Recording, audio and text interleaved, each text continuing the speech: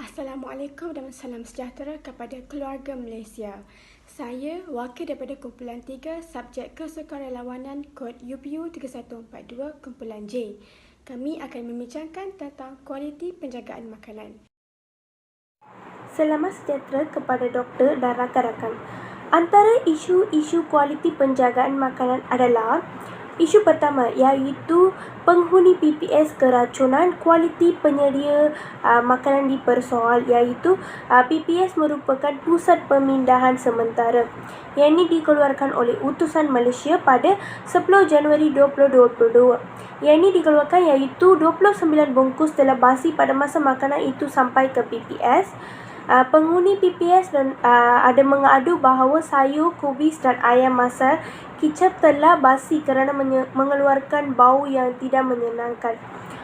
Perkara ini tidak direndahkan sebelum isu ini menubah apabila ada penghuni yang keracunan makanan oleh penyedia makanan yang dipertanggungjawab oleh Jabatan Kebajikan Masyarakat. Isu yang kedua iaitu 93 kes keracunan makanan sejak bulan Ramadan. Yang ini dikeluarkan oleh Berita Harian Online pada 14 April 2022. 93 kes keracunan makanan direkodkan di negeri tersebut. Dua mangsa keracunan makanan dimasukkan ke Hospital Sultana.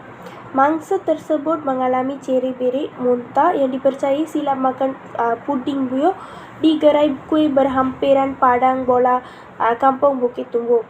Berikutan itu, JKNT menggunakan 222 notis mengikut Peraturan Kebersihan Makanan 2019 atas pelbagai kesalahan hasil pemeriksaan ke atas di 4938 peta niaga dibuka di Bazar Ramadan tersebut.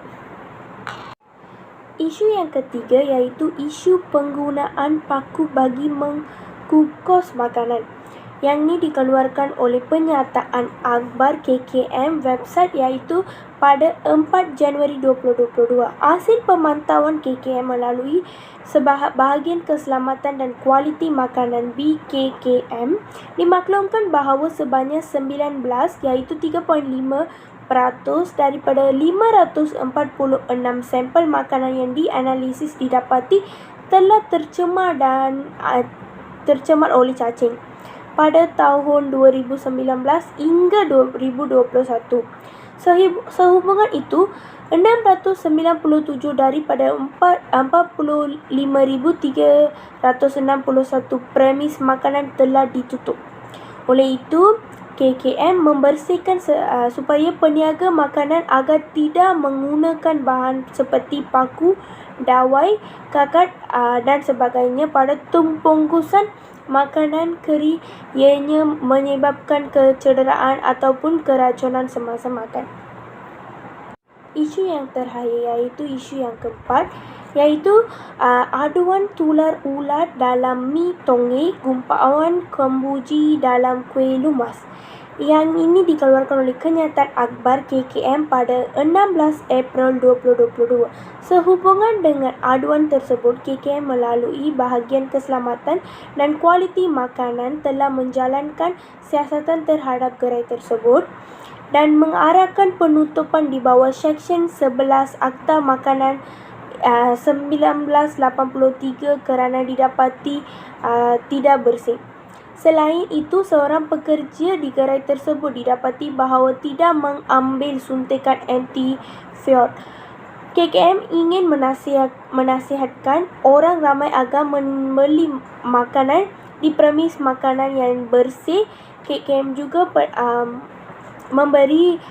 sentiasa memberi penekanan terhadap premis juga. Selamat sejahtera kepada doktor dan rakan-rakan sekalian. Nama saya Wanisha Ana Perempuan Lecamanan nombor kad matrik D2020105039. Hari ini saya akan menerangkan tentang punca-punca yang menyebabkan makanan menjadi tidak berkualiti.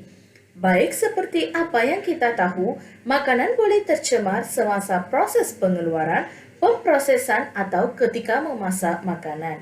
Sekarang kita akan melihat beberapa contoh untuk memahami punca makanan menjadi tidak berkualiti.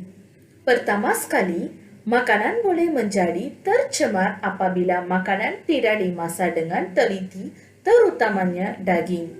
Sebagai contoh, apabila kita memasak kari daging, haruslah memasakkannya sehingga daging tersebut menjadi lembut dan mudah untuk dikunyah. Kalau makanan seperti daging ini tidak dimasak sehingga lembut, perut kita akan sakit selepas makan daging tersebut.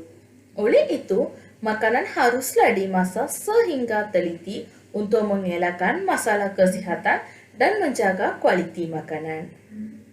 Selain itu, makanan boleh menjadi tercemar apabila makanan tidak disimpan dengan betul. Sebagai contohnya, makanan mentah seperti daging dan ikan perlu disimpan di dalam peti sejuk pada 5 Celsius ke bawah. Jika daging dan ikan diletak di suhu yang lebih tinggi seperti 5 Celsius, maka makanan tersebut akan mula berbau dan mula rosak kerana ulat akan mula muncul pada daging. Hal ini akan menjadi pembaziran makanan. Oleh itu, makanan seperti daging dan ikan haruslah dibeku untuk menjaga kualiti makanan. Seterusnya, makanan boleh menjadi tercemar apabila makanan yang dimasak dibiarkan lama di luar. Makanan yang dimasak dikira kualiti hanya jika ia dimasak dalam tempoh 12 jam sahaja. Selepas 12 jam, makanan tersebut haruslah disimpan dalam peti sejuk ataupun dipanaskan sekali lagi. Untuk menjaga kualiti makanan, proses ini haruslah dilakukan. Bukan itu sahaja, makanan boleh menjadi tercemar apabila makanan yang dimasak itu terdedah pada kuman dan jangkitan daripada orang lain. Jika makanan yang dimasak itu terdedah pada kuman ataupun jangkitan orang lain, makanan tersebut akan menjadi tidak berkualiti. Hal ini akan menjadi masalah kesihatan juga. Makanan yang terdedah kepada kuman dan jangkitan orang haruslah dibuang dan tidak diberi kepada manusia dan haiwan. Di samping itu, makanan boleh menjadi tercemar apabila peralatan dapur tidak dibersihkan dengan betul selepas digunakan. Pencemaran silang boleh berlaku sebagai contoh jika anda menyediakan ayam mentah pada papan pemotong dan tidak mencuci papan sebelum menyiapkan makanan yang tidak dimasak seperti salad akan menjadi berbahaya dan menjejaskan kualiti makanan. Akhir sekali, makanan boleh menjadi tercemar apabila daging mentah disimpan di atas makanan yang sedia untuk dimakan atau jus dari titisan daging masuk ke dalam makanan di bawahnya. Kita haruslah faham yang kebanyakan keracunan makanan dapat dikesan dengan salah satu daripada 3 sebab utama, iaitu bakteria, parasit dan virus. Sekian, terima kasih. Seterusnya, kesan-kesan yang akan berlaku kepada pembeli, pembekal dan peniaga makanan apabila kualiti penjagaan makanan tidak dijaga, termasuklah pembeli mengalami keracunan makanan dan juga dikenakan tindakan undang-undang dan hukuman kepada pemilik premis-premis yang menjual makanan yang tidak berkualiti. Penjagaan kualiti makanan yang tidak terjaga juga menyebabkan penempatan peniaga dan pengendali makanan jatuh dan menyebabkan kerugian kerana pembeli tidak akan datang balik ke kedai yang menjual makanan yang berkualiti rendah. Dan seterusnya, pembeli makanan yang tidak berkualiti akan mengalami beberapa jangkitan seperti muntah, cirit-birit, pening, sakit perut dan sebagainya.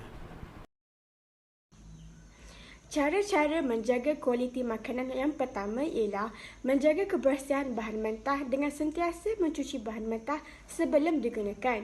Kedua, pengendali makanan perlulah menjaga kebersihan dengan tidak merokok semasa menyediakan makanan, memakai apron dan penutup kepala yang bersih, tidak memakai perhiasan di tangan dan selalu memastikan kuku berada dalam keadaan yang tidak kotor.